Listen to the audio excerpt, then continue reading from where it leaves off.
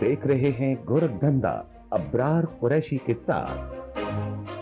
अस्सलाम वालेकुम, आप देख रहे हैं गोरखधंधा अब्रार कुरैशी। आपसे मुखातिब हूं साहिबों कश्मीरियों का, जहां पे धरना जारी है, बड़ी तादाद में अवाम मौजूद है। जहां कश्मीरी और गैरतमंद कश्मीरियों ने तारीख रकम की, वहीं पे उनका खाना बंद कर दिया गया। और इंटरनेशनल इदारे जो BBC है उर्दू, उसने इसको रिपोर्ट किया था। आज मैं आपके सामने एक ऑडियो और फिर 37 सेकंड का एक क्लिप रखूँगा ड्राइवरों का, जिसमें सबूत मौजूद है कि किस तरीके से जो आटा है फ्लोर मिल्स के लिए, जो दाने लाए जाते हैं, जो दिगर चीज़ें हैं जिसमें फल हैं, सब्जियां हैं, उन्हें बंद किया गया है। और अबसार आलम जो हैं उसको आज पहली दफ़ा बड़ा मुफस्सल जवाब देंगे। पाकिस्तान के अंदर कैसा जुल्म होता है और आज़ाद कश्मीर के कश्मीरियों को और ओवरसीज़ में बैठे हुए कश्मीरियों को जो कुछ अबसार आलम ने कहा, ये मैं आखिर के ऊपर इस पे बात करूँगा। सबसे पहले देखिए, जो धरना है उसमें बड़ी तादाद आवाम की जो है वो मौजूद है। आवाम की तादाद जो बड़ी होने के सबब वहाँ पे जो तकारीर हो रही हैं, जो आवाम का जोश और जज्बा है, यही वो असल ताकत है जो ताकतवर जो हैं उनके रास्ते की रुकावट है। देखिए, इतनी बड़ी तादाद में बैठे हुए लोगों को जो पिछले 2 हफ्तों से बैठे हैं, उन्हें आप ज़बरदस्ती वहाँ से नहीं हटा सकते। दूसरी जानिब हाल ये है साहिबों के जो मुज़ाकरात हैं वो होने चाहिए। तीसरी तरफ देखिए, बैरूनी दुनिया के अंदर कश्मीरी जहाँ जहाँ पे हैं, अमेरिका हो, जनेवा हो, बरतानिया हो और दिगर जगह हो, वहाँ पे भरपूर तरीके से एहतजाज किया जा रहा है। इसके साथ साथ जो आज़ाद कश्मीर के अंदर पहिया जाम कहें, किसी हद तक शटर डाउन कहें 80% तक, वो जारी है, धरना जारी है। और दिगर टाउन्स के अंदर जैसे चढ़ोई की बात करें तो गुज़श्ता रोज़ वहाँ पे मुख्तलिफ टाउन्स में रैलीज़ की शक्ल में एहतजाज किया गया। ख़वातीन ने डडियाल में, पुंछ में, ततापानी में, बटल में एहतजाज किया। तो अब जो लॉन्ग मार्च करना था उसको तो फिल वक्त मौखर किया गया है। रावलाकोट में ही जो है वो क़याम किया जाएगा। और कश्मीरी नहायती जो लोग हैं वो मजबूत हैं। मुज़ाकरात के हवाले से ये बात चल रही है, चूँकि मुहर्रम का महीना है और अगर ये मुज़ाकरात हो जाते हैं साहिबों, तो इसमें मैं लफ्ज़ इस्तेमाल करूँगा फेस सेविंग। वो हुकूमत को और ताकतवरों को, रियासत को भी मिलेगी, जो आम आवाम हैं और जो जॉइंट अवामी एक्शन कमेटी है उसको भी फ़ायदा होगा। दोनों फ्रीक जो हैं उन्हें उनके लिए बेहतरी का बायस बनेगा। अब ये देखना है कि जो मुज़ाकरात की बात है, क्या वो हो पाएगी, क्या उसके लिए कोई पेशरफ्त हो रही है। बिल्कुल ऐसी चीज़ें हो रही हैं। देखना ये होगा कि कब तक ये हालात जो हैं वो किस तरफ जाएंगे। और नुक्ता क्या है मुज़ाकरात का, IG साहब और चीफ सेक्रेटरी यानी कि हुकूमत और ताकतवर इस्टेब्लिशमेंट ये कह रही है कि आप ऐसे ही सरेंडर कर दीजिए, भले आपके लोग शहीद हुए, मर गए, ज़ख्मी हुए, जो कुछ हुआ। जॉइंट अवामी एक्शन कमेटी कहती है कि हम पिछली 2 साल की, 3 साल की तो बात नहीं करेंगे, हम मुस्तकबिल के हवाले से भी बात अभी नहीं करेंगे, वो बाद में कर लेंगे। आप 5 जून की पोजीशन बहाल करें और 5 जून की पोजीशन में फिर रिपीट कर देता हूँ, कलअदम करार देने का फ़ैसला वापस लें। जो FIR हुई हैं और जो पुरानी रीएक्टिवेट की गई हैं उसको ख़त्म करें। उसके साथ जो फोर्सेस बुलाई गई हैं 5 जून के बाद या 5 जून को, उनको वापस पाकिस्तान भेजा जाए। जो मिसिंग लोग हैं उन्हें जो है हमारे हवाले किया जाए, तो फिर हम धरना ख़त्म कर सकते हैं। इसमें देखिए, सेनेटर मुश्ताक वहाँ पे गए, दिगर बेशुमार ऐसे लोग गए और मज़ीद भी लोग जाएंगे जो ये कोशिश कर रहे हैं कि जो धरना है और जो जॉइंट अवामी एक्शन कमेटी है उसमें जो लोग बैठे हैं, इसका कोई हल होना चाहिए और मुज़ाकरात होने चाहिए। और इस सिलसिले में कोशिशें और काविशें जो हैं वो जारी हैं। कश्मीर भर में एहतजाज जारी है और धरने बदस्तूर कायम है। लोगों का जोश और जज्बा अरूज पर है। और दूसरी जानिब हुकूमत की संजीदगी ताहाल नज़र ना आ सकी। लोगों के घरों पर छापे हैं, सहाफ़ियों को अगवा किया जा रहा है, लोगों की जायदादों और कारोबार पर हमले किए जा रहे हैं। उमर नज़ीर कश्मीरी ने इसकी जो है वो भरपूर मुज़ाहमत करते हुए अपना बयान भी जारी किया है। और इतलात हैं कि कल तक अहम शख्सियात जो हैं वो सालसी के लिए रावलाकोट जाएंगी, जो मैं मुज़ाकरात की बात कर रहा हूँ। दूसरी जानिब शौकत नवाज़ मीर ने भी फेसबुक पोस्ट की है कि मुतैद रहें, मुनज़्ज़म रहें, जुड़े रहें, जल्द खुशखबरी मिलेगी। और इंशाअल्लाह का लफ्ज़ उन्होंने इस्तेमाल किया शौकत नवाज़ मीर साहब ने। तो इस मीन्स के कहीं बैकडोर के ऊपर बातचीत जो है वो जारी और सारी है। हालात बेहतरी की जानिब बढ़ते हैं तो 2 फ्रीकों की ज़बरदस्त कामयाबी होगी, जैसे मैंने पहले भी आपको बयान किया। उसमें एक्शन कमेटी है एक फ्रीक और अवाम, दूसरे फ्रीक जो हैं वो अदारों के जो इज़्ज़त है वो बचेगी और हुकूमत जो है रियासत वो भी इंतशार की जानिब बढ़ने से रुक जाएगी। बकौल एक्शन कमेटी के कि हम मुज़ाकरात के लिए तैयार हैं और इदारों और हुकूमत को भी इस हवाले से अहम किरदार अदा करना होगा और कश्मीर और पाकिस्तान के रिश्ते की बका के लिए बेहद ज़रूरी है। पहाड़ी विरसा के नाम से फेसबुक पेज पर एक इंटरव्यू जारी हुआ जिसमें एक खातून जो कि नाबीना है वो अपने बेटे उस्मान साबर की लाश की मुंतज़िर हैं। नाबीना, ये खौफनाक तीन जुल्म है कि शोदा की मैतें तक वापस नहीं की जा रही, जैसे 26 नवंबर को मुरीदके में हुआ था। ये नाबीना माँ है, उन्होंने इंटरव्यू दिया है, देख नहीं सकती, सुन सकती हैं, बोल सकती हैं। वो नाबीना माँ अपने बेटे की लाश जो शहीद हो गया उसकी मुंतज़िर है। मुझे बताइए, ये जो ताकतवर हैं, ये जो वज़ीर आज़म आज़ाद कश्मीर में सदर हैं, रियासत है, जो भी ज़िम्मेदार हैं, चीफ सेक्रेटरी साहब, IG साहब, इसकी लाश कहाँ चली गई? इसकी लाश किसके पास है? किसने इसको मारा? ये नाबीना माँ को कौन इंसाफ देगा? और दूसरी जानिब यजीद की याद आप लोगों ने ताज़ा कर दी। कैसे? आपने राशन नहीं आने दिया आज़ाद कश्मीर में, दर्जनों ट्रक जो हैं वो आपने रोक रखे हुए हैं। ये किसने रोके हैं? पुलिस वहाँ पे मौजूद है, चेक पोस्टों के ऊपर रेंजर्स वहाँ पे मौजूद है, वो जाने नहीं दे रहे। साहिब आप यहाँ पे ये 37 सेकंड का क्लिप देखिए, फिर मज़ीद बात करते हैं। अच्छा, उधर कश्मीर में हमारे लोगों ने, अवाम ने धरना दिया है क्योंकि हुकूमत के खिलाफ कोई उन्होंने एहतजाज किया है कि काम वगैरह नहीं कर रही है हुकूमत हमारी। तो यहाँ पर हमें प्रॉब्लम ये है कि पंजाब पुलिस नहीं जाने देती है, कि राशन नहीं जाने देंगे। जी यही बात है। आपकी कितनी गाड़ी है?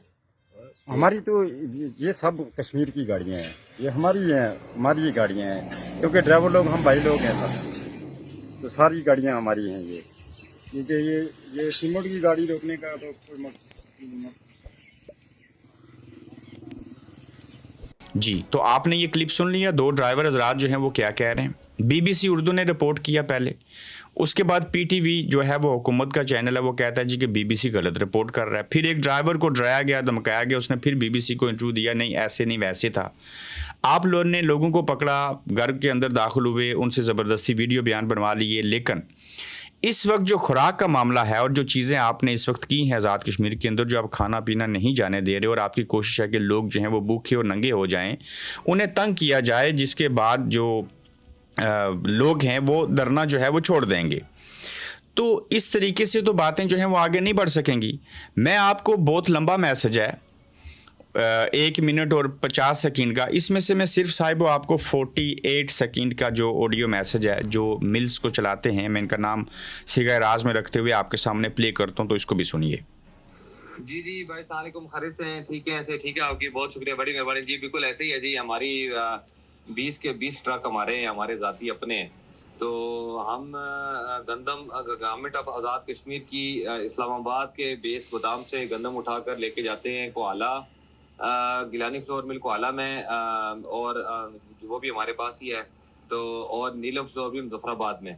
तो वहाँ से फिर महकमा आगे पिसाई करके तो लोगों को आगे सप्लाई करता है। तो बिल्कुल ट्रक हमारे खड़े हैं, महकमा खुराक वालों ने बहुत जोर जबरदस्ती करके हमसे ट्रक लोड करवाए थे कि जी आपको कोई प्रॉब्लम नहीं होगी जाते हुए, ये वो आप कोई मसला नहीं है। तो जब वहाँ फगवाड़ी पहुंचे तो उन्होंने रोक दिया। तो फिर उसके बाद फिर हमने उनको कहा भाई ये क्या मामला है, तो ये तो गंदम में सारा कुछ है। बहरहाल उन्होंने तो कहा कि फगवाड़ी वालों ने कहा कि हमारी तो हैसियत नहीं है, तो ये तो हमसे ऊपर वाले जो बिग बॉसेस हैं, तो ये उनका फैसला है कि कोई खुराक और कोई गंदम कोई चीज़ खाने पीने की नहीं जानी चाहिए आज़ाद कश्मीर में, और वो आज तक गई भी नहीं है। तो इस वजह से आज 6ठा दिन है, हमारे लोडेड ट्रक अपने ज़ाती वहाँ पे खड़े हैं, और कोई वो नहीं है, कोई ऑर्डर नहीं है, कोई कुछ नहीं है, तो उन्होंने वो रोका हुआ है। और चीफ सेक्रेटरी और अब आपने सुन लिया, इनके 20 ट्रक अपने हैं, उसमें गंदम लोड है, पाकिस्तान से आ रही है। उन्होंने कोहाला मिल जो है उसमें लेके जाना है, नीलम मिल जो है मुजफ्फराबाद में उसकी तरफ लेके जाना है।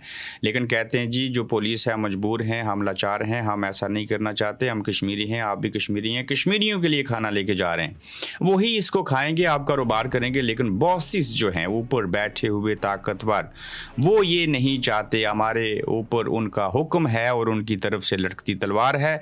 हम माने तो कश्मीरियों का फ़ायदा, ना माने तो हम नौकरी से फारग। तो ये मैंने आपके सामने 2 सबूत रखे हैं, मुझे बताइए मैं इसके ऊपर क्या गुफ्तो शनीद करूं। एक इस्लामी जमहूरिया पाकिस्तान के हुक्मरान ताकतवर लोग, उनके साथ जुड़े, जिसको कश्मीर को शहराग अपनी कहते हैं, मुसलमान भाई, वो कहते हैं ना जिस्म के एक हिस्से में तकलीफ हो तो पूरा जिस्म जो है वो महसूस करता है, और मुसलमान एक जिस्म की मानद हैं। लेकिन यहाँ पे ऐसे लग रहा है कि जैसे ये भारतीय मकबूजा कश्मीर के अंदर जैसे भारत जुल्म करता था, बल्कि भारत ने भी कभी खाना नहीं बंद किया मादरत के साथ, लेकिन यहाँ पे लोगों को खाना ना मिल सके, वो भूखे हो जाएं, ये कोशिश की जा रही है। कोशिश की नहीं जा रही बल्कि कोशिश में कामयाब हो चुके हैं। बहुत सारी बातें मैं इसको वजह बना के कह सकता हूँ, लेकिन हालत ये है, एक तो कश्मीरियों को जो है वो गालियाँ देते हो, उनके ऊपर तोहमतें लगाते हो। ये अबसार आलम जो है वो कहता है कश्मीरियों ने बरतानिया के अंदर जो है वो रेप किया। बिल्कुल ये बात तो दुरुस्त है, लेकिन मैं आपको बताता हूँ आपके पाकिस्तान में क्या होता है। अगर आपने कश्मीरियों की ज़ात के ऊपर तनकीद करनी है तो फिर ऐसे ही सही।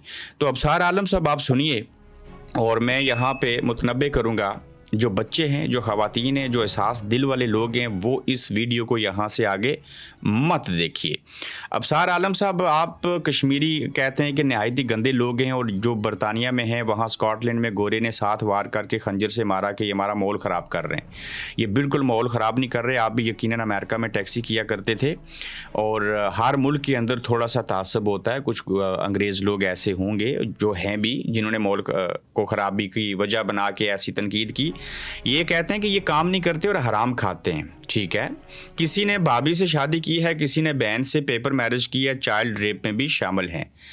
साहिबो, हकीकत ये है कि 2 रोज़ कबल सरगोदा में बच्ची का गला घोंट कर कत्ल किया गया। बच्ची का रेप किया गया। इसकी उम्र 7 साल थी, और इस 7 साल बच्ची को अब्बा ने भेजा कि जाओ स्टोर के ऊपर एक दुकान थी गाँव में, उससे मेरे लिए यकीनन सिगरेट ले आओ। वो जब 7 साल बच्ची सिगरेट लेने गई सरगोदा के अंदर, तो बच्ची को सिगरेट देने के बजाय, पैसे लेने के बजाय, उसने ऊपर डबल स्टोरी पे ले जाके 7 साल बच्ची का रेप किया।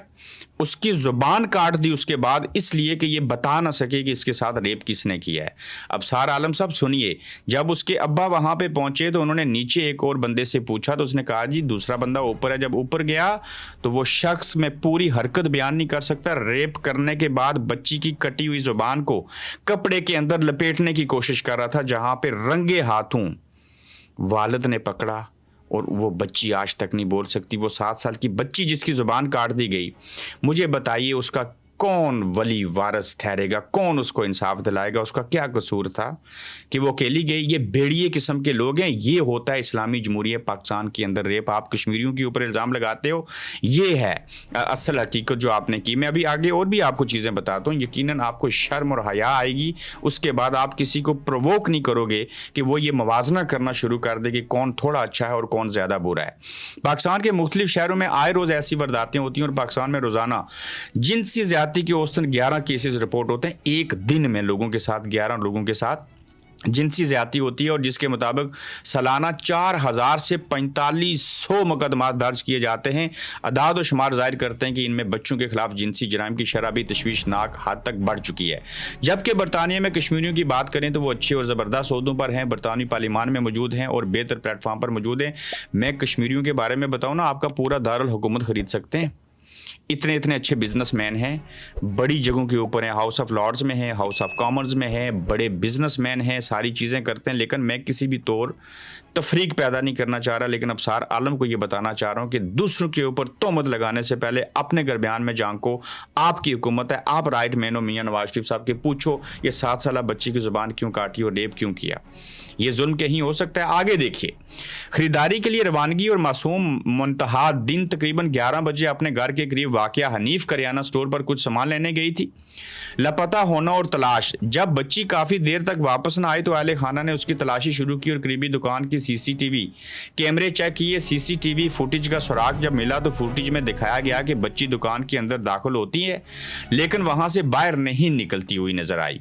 पुलिस का एक्शन और इंकशाफात हुए और तलाश की हुई, और बरामदगी कैसे हुई कि अहले खाना की निशानदेही पर सरगोदा ने फौरी कार्रवाई करते हुए जब दुकान पर छापा मारा और तलाशी ली तो दुकान के ऊपर अपने गोदाम कमरे से मासूम मुंतहा की लाश बरामद हुई।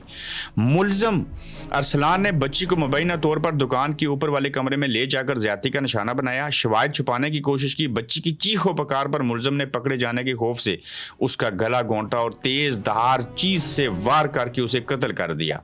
मुलजम का इरादा था कि रात के अंधेरे में लाश को कहीं बाहर ठिकाने लगा दिया जाएगा। मैं बहुत सारी बातें बयान कर सकता हूँ, मैं कराची वाला किस्सा भी बयान कर सकता हूँ। मेरे ख्याल से अबसार आलम साहब दूसरों के ऊपर इल्ज़ाम लगाने से पहले अपने घर बयान में झांकें। आपने और ख्वाजा आसिफ ने जिस तरीके से कश्मीरियों के ऊपर बराह रास्त पूरी कौम पे तनकीद की है, जब वो मुश्किल में थे, नहते थे, बाहर बैठे थे, हमारी ख़वातीन सड़कों के ऊपर थी, हमारे लोग खुले आसमान तले बैठे हुए, अपने जायज़ हकूक़ पाकिस्तान से नहीं आज़ाद कश्मीर की रियासत और हुकूमत से मांग रहे हैं, आपने वहाँ टीवी के ऊपर, नेशनल मीडिया के ऊपर बैठ के ऐसी ऐसी तोहमतें लगाई हैं। तो आज मुझे ये समझ आती है कि ये बलूचिस्तान, कोयटा, KPK और गिलगित बल्तिस्तान और पंजाब के लोगों के साथ क्यों ऐसे होता है। उसमें अबसार आलम साहब, आप जैसे और ख्वाजा आसिफ जैसे लोग इन ताकतवरों के मोहरा बन के दूसरों के ऊपर तोहमत लगाते हैं, जिस वजह से पाकिस्तान का ये हाल है। तो लिहाजा अबसार आलम साहब, यकीनन आपके लिए आज की ग़ज़ा काफ़ी होगी। साहिबो अपना ख्याल रखिए, अपना फीडबैक दीजिए, तो जल्द इंशाल्लाह आपसे फिर मिलेंगे।